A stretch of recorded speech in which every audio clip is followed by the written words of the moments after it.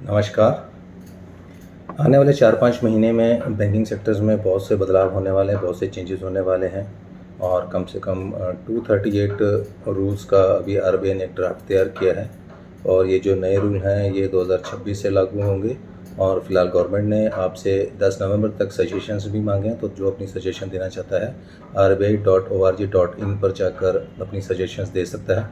तो मैं आपको पूरे 238 रूल्स तो नहीं बताऊँगा, बट जो वो रूल्स बताऊंगा जो हमारे काम के हैं, जो एक जनरल पब्लिक के काम के हैं। बाकी बैंकिंग के इंटरनल रूल्स हैं उसका हमसे कोई इतना लेना देना नहीं है।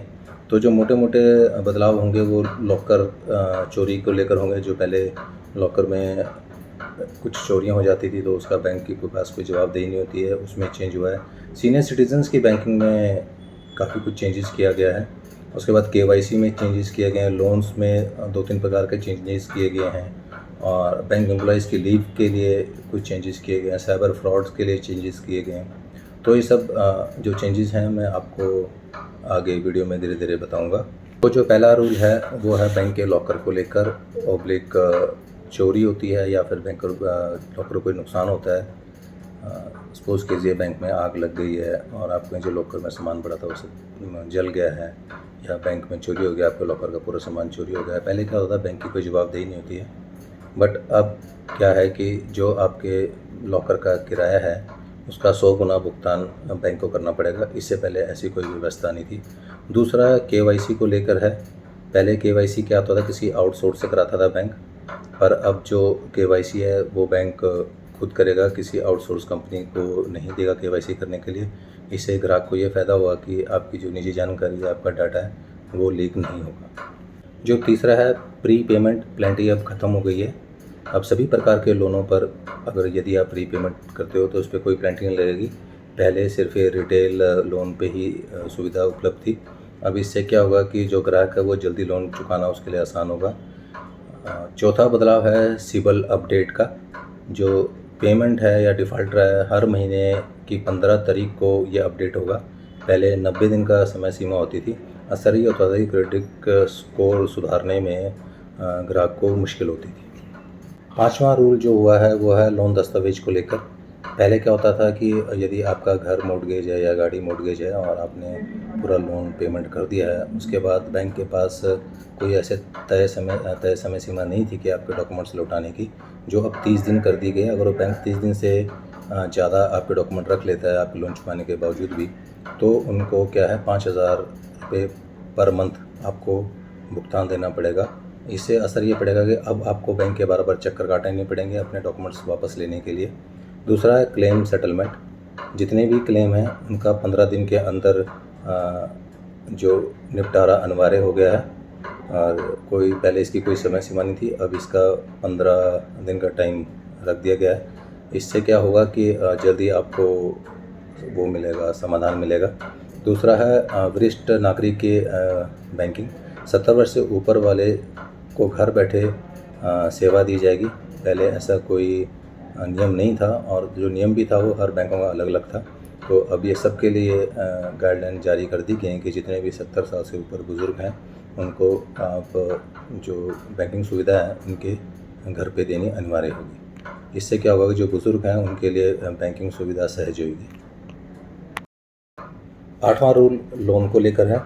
जो बैंकों का ब्याज की कितनी फ़ीस पड़ रही है, पेनल्टी कितनी पड़ रही है, इसका ब्यौरा देना पड़ेगा। पहले क्या होता था, जानकारी स्पष्ट नहीं होती थी, छुपे हुए चार्जेस ख़त्म होंगे, इससे ग्राहक को फ़ायदा मिलेगा। 9वां बदलाव है जो सीज़ प्रॉपर्टी। जब्त की हुई संपत्ति का हर माह इनको अपनी वेबसाइट पे, बैंकों को अपनी वेबसाइट पे अपडेट करना पड़ेगा। पहले क्या होता था कि ब्यूरो जो ये जानकारी है सार्वजनिक नहीं होती थी, तो ग्राहकों को पूरी जानकारी नहीं होती थी। 10वां है गोल्ड लोन नीलामी। पहले क्या होता था, यदि ग्राहक गोल्ड लोन लेता था और उसका जो टाइमली पेमेंट नहीं करता था तो उसका जो गोल्ड नीलाम कर दिया जाता था, पर ऐसा नहीं हुआ करेगा। बैंक या जो भी फाइनेंशियल कंपनियां हैं वो अपनी मनमर्जी करती थी। तो अब क्या होगा कि ग्राहक की उपस्थिति में और उसके जो कंसर्न शपथ पत्र लेके ही उसकी जो गोल्ड है वो नीलाम कर सकते हैं, अदरवाइज़ उसका गोल्ड नीलाम नहीं किया जा सकता। जो 11वां रूल है वो साइबर फ्रॉड को लेकर है। यदि ग्राहक 3 दिन के अंदर बैंक को साइबर फ्रॉड की रिपोर्ट देता है तो उसकी जवाबदेही जीरो होगी, और बैंक यदि इसके एक्शन लेने में देरी करता है तो उसको 25,000 रुपये जुर्माना देना पड़ेगा। पहले कोई समय सीमा तय नहीं थी। असर होगा कि बैंकों की जवाबदेही बढ़ेगी। लोन ब्याज फार्मूला में क्या है कि अब एक लोन ब्याज फार्मूला तय किया जाएगा। पहले क्या होता था कि बैंक अपनी दरें खुद तय करता था, अब ऐसा नहीं कर पाएंगे। इससे क्या होगा कि पारदर्शिता बढ़ेगी और समानता बढ़ेगी। 13वां रूल है जो अनक्लेम्ड जमा पैसों को लेकर है। पहले क्या होता था, अगर किसी बुज़ुर्ग का कोई पैसा पड़ा है और उसकी फैमिली को नहीं पता है और उस बुज़ुर्ग की देहांत हो जाता था और वो पैसा बैंक में पड़ा रहता था, उसको अनक्लेम्ड जमा राशि बोला जाता है। और सडनली 4 साल से बाद 5 साल बाद उनके परिवार को पता चला कि हमारे पिताजी का किसी पर्टिकुलर बैंक में पैसा जमा था और वो क्लेम के लिए जाता तो उसको काफ़ी टाइम लगता था। तो अब वो टाइम नहीं लगा करेगा, बैंक अपनी तरफ से वो पैसा देगा और बाद में आरबीआई से वो पैसा कलेक्ट करेगा। पहले क्या होता था कि बैंक को वो जो पैसा वो आरबीआई को भेज देता था, फिर जब उस पर कोई दावा होता था तो फिर वो आरबीआई से लेना पड़ता था, तो इस बीच में काफ़ी टाइम लग जाता था। अगला रूल है जो रूल नंबर 14 लोन की डाउन पेमेंट को करके है। अब क्या है, 20 लाख से अधिक जो होम लोन है उसमें सिर्फ 80% ही मिला करेगा। पहले लोन सीमा 90% तक होती थी, तो इस पे ग्राहक पे नेगेटिव असर पड़ेगा। अब उसको ज़्यादा डाउन पेमेंट करनी पड़ेगी। जो 15वां रूल है वो 15वां रूल बैंक कर्मियों को लेकर आया है।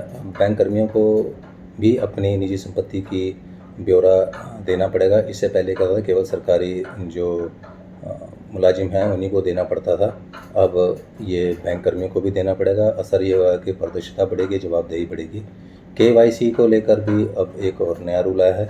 सामान्य खातों के लिए केवाईसी 10 साल के लिए, मध्यम जो अकाउंट है उसके लिए 8 साल के लिए, और जो उच्च जोखिम वालों के लिए 2 वर्ष में केवाईसी हुआ करेगा। पहले इसकी कोई समय सीमा तय नहीं थी। असर ये होगा कि अब बार बार केवाईसी से मुक्ति मिलेगी। अब जो कम अवधि के लोन हैं, जो 3 साल से भी कम अवधि के लोन हैं, वो भी MCLR से नीचे नहीं दे सकते। इससे पहले क्या होता था कि कम दरों पे लोन दिया जा सकते थे। अब इसका असर ये पड़ेगा कि ब्याज दरों में भेदभाव खत्म होगा। जो अगला बदलाव है वह लॉटरी और चिट फंड पर रोक लगा दी गई है। ऐसे खाते या ट्रांजैक्शन को मंजूरी नहीं देंगे। पहले क्या था, लॉटरी पर कोई रोक नहीं थी, और फर्जी स्कीम से सुरक्षा मिलेगी, ये हमारे कस्टमर्स को फ़ायदा होगा। उसके बाद डिजिटल लोन को लेके, अब डिजिटल लोन में कम से कम 1 दिन का कूलिंग ऑफ पीरियड मिलेगा। पहले क्या होता था, इसकी कोई समय सीमा तय नहीं थी, तो व्यक्ति को लोन रद्द करने का अभी मौका मिलेगा। 1 दिन वो सोच सकता है कि उसे लोन लेना है कि नहीं लेना। और उससे अगला बदलाव है संवेदनशील जो पद हैं, जो की पोस्टें हैं बैंक की, इन सबको अब साल में 10 दिन की अनिवार्य छुट्टी दी जाएगी। इससे होगा क्या कि उस जो व्यक्ति 10 दिन छुट्टी जाएगा, उसकी एब्सेंस में अगर कोई 10 दिन व्यक्ति जो उसका काम संभालेगा, तो उससे ये पता चल जाएगा कि वो व्यक्ति कोई फ्रॉड तो नहीं कर रहा है। पहले सभी बैंकों में अलग अलग रूल्स थे, अब सभी में ये अनिवार्य हो गया है। इससे फ़ायदा होगा कि जो धोखाधड़ी में रोक मिलेगी। जो बैंक कर्मचारी ही अपने बैंक के साथ धोखाधड़ी कर देते थे, उसमें रोकथाम होगी। तो ये थे जो कुछ बदलाव हैं जो मेन जो आम पब्लिक के लिए इफ़ेक्टेड हैं, मैंने आपको सब बता दिए हैं। बाकी यदि आप अपने सुझाव देना चाहते हैं तो RBI की जो वेबसाइट है उस पर जाकर अपने सुझाव दे सकते हैं। जय हिंद, धन्यवाद।